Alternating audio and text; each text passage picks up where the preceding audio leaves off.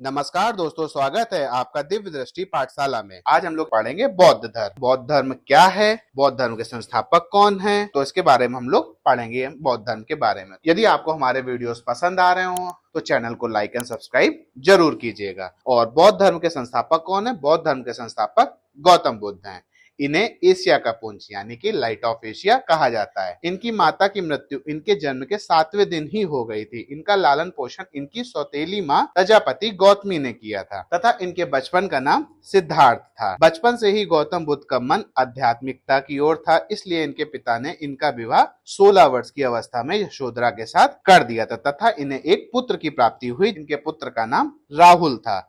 संसारिक समस्याओं से व्यथित होकर सिद्धार्थ ने, एक्चुअली में हुआ क्या था, आपने भी छोटे बचपन में पढ़ी होगी स्टोरी। गौतम बुद्ध का जन्म हुआ तो भविष्यवाणी की थी कि गौतम बुद्ध या तो बहुत बड़े राजा बनेंगे या तो बहुत बड़े सन्यासी बनेंगे। तो इनके पिता ने डरवश कि कहीं ये सन्यासी ना बन जाए तो इनको ऐसी सुख सुविधाओं के साथ रखा था कि इन्हें दुख का कभी अनुभव ही ना हो, लेकिन ऐसा नहीं हुआ। संसारिक समस्याओं से व्यथित होकर सिद्धार्थ ने 29 वर्ष की अवस्था में गृह त्याग किया, जिसे बौद्ध धर्म में महाभिनिष्क्रमण कहा गया। तो क्वेश्चन आता है कि महाभिनिष्क्रमण किसे कहा जाता है? तो महाभिनिष्क्रमण गृह त्याग को कहा जाता है। तथा ज्ञान की खोज में बुद्ध इधर उधर भटकते रहे, फिर इन्हें अलार कलाम मिले जो इनके पहले गुरु बने। तो गौतम बुद्ध के पहले गुरु कौन थे? गौतम बुद्ध के पहले गुरु अलार कलाम जी थे। कठिन तपस्या के बाद 35 वर्ष की आयु में वैशाख की पूर्णिमा की रात निरंजना नदी के किनारे पीपल वृक्ष के नीचे सिद्धार्थ को ज्ञान प्राप्ति हुई। ज्ञान प्राप्ति के बाद सिद्धार्थ बुद्ध के नाम से जाने गए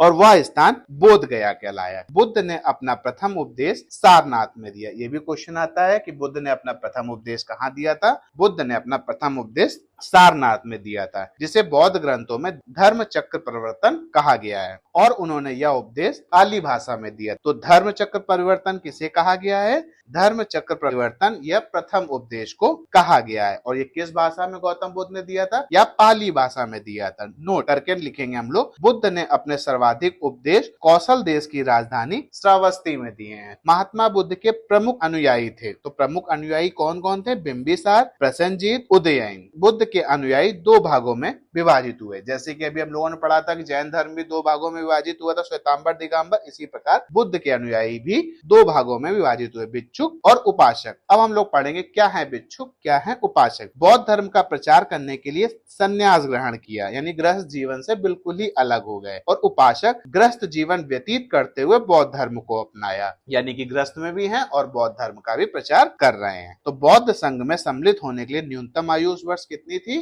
तो बौद्ध धर्म में सम्मिलित होने के लिए न्यूनतम आयु 15 वर्ष थी। बुद्ध के जीवन से संबंधित बौद्ध धर्म के प्रतीक, ये भी क्वेश्चन आता है कि गृह त्याग का प्रतीक क्या है, ज्ञान का प्रतीक क्या है, निर्वाण का प्रतीक तथा मृत्यु का प्रतीक। तो हम लोग पढ़ेंगे गृह त्याग का प्रतीक है घोड़ा, ज्ञान का प्रतीक है पीपल अर्थात बोधि वृक्ष, निर्वाण का प्रतीक है पद चिन्ह तथा मृत्यु का प्रतीक है स्तूप। 80 वर्ष की अवस्था में 483 ईसा पूर्व कुशीनगर में बुद्ध का निधन हुआ, जिसे बौद्ध धर्म में महापरिनिर्वाण कहा जाता है। ये भी बहुत क्वेश्चन आता है कि गौतम बुद्ध का महापरिनिर्वाण कहाँ हुआ? तो गौतम बुद्ध का महापरिनिर्वाण 483 ईसा पूर्व कुशीनगर में हुआ। निधन के पश्चात बुद्ध के अस्थि अवशेष को भारत के 8 जगहों पर स्थापित कर स्तूपों का निर्माण करवाया गया। अभी हम लोगों ने पढ़ा था मृत्यु का प्रतीक स्तूप है, जिसमें से सबसे बड़ा स्तूप सांची का स्तूप है। निधन के पश्चात बुद्ध के अस्थि अवशेषों को भारत के 8 जगहों पर स्थापित कर स्तूपों का निर्माण करवाया गया, जिसमें से सबसे बड़ा स्तूप सांची का स्तूप है। महत्वपूर्ण तथ्य हम लोग पढ़ेंगे अब। सांची के स्तूप का निर्माण किसने कराया था? सांची के स्तूप का निर्माण अशोक ने करवाया था। बौद्ध धर्म का प्रमुख ग्रंथ है, बौद्ध धर्म का प्रमुख ग्रंथ है त्रिपिटक। बौद्ध धर्म को अपनाने वाली प्रथम महिला बुद्ध की मां प्रजापति गौतमी। बौद्धों का सबसे पवित्र त्योहार है वैशाखी पूर्णिमा। अब हम लोग पढ़ेंगे मोस्ट इंपॉर्टेंट क्वेश्चन, ये बहुत एग्जाम में आता है, बौद्ध संगीतियां, यानी कि कितनी बौद्ध संगीति हुई, कहां कहां पे हुई, इनके अध्यक्ष कौन है और किसके शासन काल में हुई। दोस्तों, आपको यदि वीडियो पसंद आ रहा हो तो प्लीज वीडियो को लाइक जरूर कीजिएगा, चैनल को सब्सक्राइब कीजिएगा तथा अपने दोस्तों के साथ शेयर कीजिएगा। तो प्रथम बौद्ध संगीति कहाँ हुई थी? राजगृह यानी कि पाटलिपुत्र में। इसके अध्यक्ष महाकश्यप। किसके शासनकाल में हुई? अजातशत्रु, जो कि हर्यक वंश से संबंधित है। दूसरी बौद्ध संगीति वैशाली में शबाकामी की अध्यक्षता में। किसके शासनकाल में? कालाशोक यानी कि शिशुनाग वंश में। तीसरी बौद्ध संगीति कुंडलवन में। किसकी अध्यक्षता में? मोगलीपुत्र तिस्त की अध्यक्षता में। किसके शासनकाल में? अशोक के शासनकाल में, जो कि मौर्य वंश से संबंधित है। चौथी बौद्ध संगीति कश्मीर में वसुमित्र अश्वघोष के उपाध्यक्ष थे। शासक कौन था? कनिष्क, जो कि कुषाण वंश से संबंधित है। ये हो गई हमारी 4 बौद्ध संगीति। चौथी बौद्ध संगीति के बाद बौद्ध धर्म 2 संप्रदायों में बटा। अब हम लोग पढ़ेंगे क्या हीनयान है और क्या महायान। हीनयान का शाब्दिक अर्थ होता है निम्न वर्ग तथा महायान का शाब्दिक अर्थ होता है उत्कृष्ट मार्ग। अब अभी हम लोग चर्चा करते हैं पहले हीनयान के बारे में। हीनयान का शाब्दिक अर्थ है निम्न वर्ग। इसमें महात्मा बुद्ध को एक महापुरुष माना गया है। यह व्यक्तिवादी धर्म है। इसके अनुसार प्रत्येक व्यक्ति को अपने प्रयत्नों से ही मोक्ष प्राप्त करना चाहिए। यह मूर्ति पूजा एवं भक्ति में विश्वास नहीं करता था। कौन लोग? हीनयान मूर्ति पूजा तथा भक्ति में विश्वास नहीं करते थे। इसकी साधना पद्धति अत्यंत कठोर है तथा यह भिक्षु जीवन का समर्थक है। इसका आदर्श अहर्त पद को प्राप्त करना है। महायान, महायान का शाब्दिक अर्थ है उत्कृष्ट मार्ग। इसमें उन्हें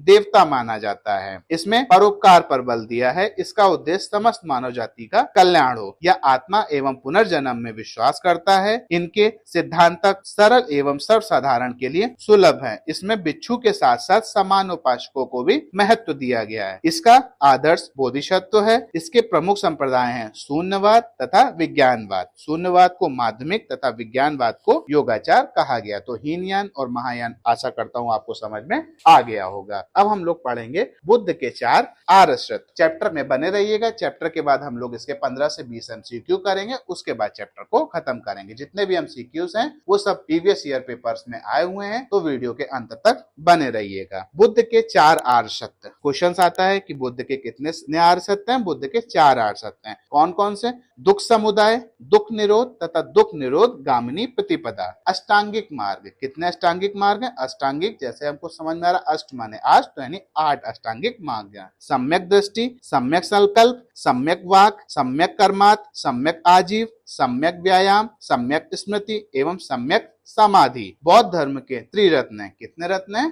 त्रिरत्न, बुद्ध, धम्म और संघ। अब इसी से क्वेश्चन बनते हैं कि बौद्ध के कितने आर्यसत्य हैं? 4 आर्यसत्य हैं। अष्टांगिक मार्ग 8 अष्टांगिक मार्ग हैं। त्रिरत्न 3 रत्न हैं। बुद्ध, धर्म और संघ। स्तूप, स्तूप 4 प्रकार के होते हैं। भौतिक स्तूप, पारिभौतिक स्तूप, उद्देशिका स्तूप, पूजार्थक स्तूप। बौद्ध साहित्य को त्रिपिटक कहा जाता है। किस भाषा में रचित है? यह पाली भाषा में रचित है। त्रिपिटक कितने हैं? 3 त्रिपिटक हैं। विनय पिटक, सुत्त पिटक तथा अभिधम पिटक। विनय पिटक में संघ संबंधी नियम तथा दैनिक जीवन संबंधी आचार विचार, विधि निषेधों आदि का संग्रह। सुत्त पिटक में बौद्ध धर्म के सिद्धांत तथा उपदेशों का संग्रह है। अभिधम पिटक में बौद्ध धर्म के दार्शनिक सिद्धांतों का संग्रह मिलता है।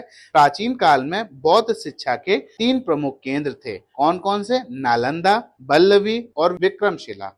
तो अभी तक हम लोग क्या क्या पढ़ चुके हैं? बुद्ध के 4 आर्यसत्य, अष्टांगिक मार्ग, बौद्ध के त्रिरत्न, स्तूप के प्रकार तथा बौद्ध साहित्य में त्रिपिटक। तो ये सभी महत्वपूर्ण क्वेश्चंस हैं। फिर अब हम लोग पढ़ेंगे नालंदा महाविद्यालय बौद्ध धर्म की तथा बल्लवी हीनयान बौद्ध धर्म की शिक्षा का प्रमुख केंद्र था।